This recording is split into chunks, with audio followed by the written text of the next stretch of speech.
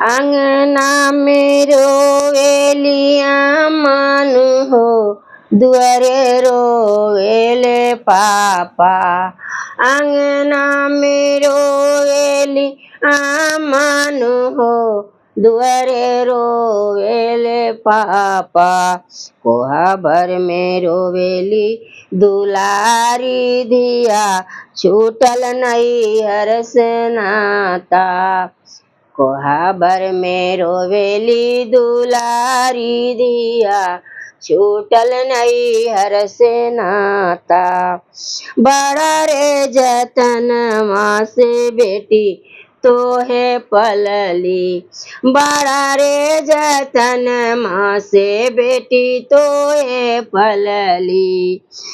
जमन जमन कहलू बेटी तवन तवन कैली, जमन जमन कहलू बेटी तवन तवन कैली। छूटल जाता नैहर के नगरिया, डोलिया सासुर जाता।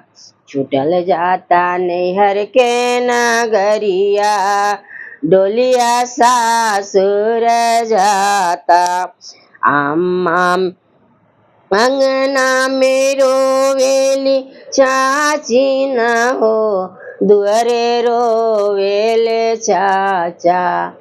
अंगना में रोवेल भाभी नु हो, दुआरा रोवेले भैया। कोहा भर में रोवेली दुलारी धिया, छूटल नैहर से नाता। कोहा भर में रोवेली दुलारी धिया, छूटल नैहर से नाता।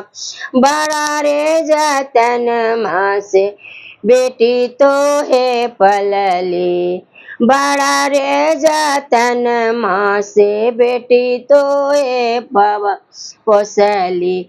जवन तू कलू बेटी ओही हम कहीनी, जो तू कलू बेटी ओही हम कहानी। छूटल जाता नैहर परिवार, डोलिया सासुर जाता। छूटल जाता नैहर परिवार, डोलिया सासुर जाता। छूटल जाता नैहर परिवार, डोलिया सासुर जाता।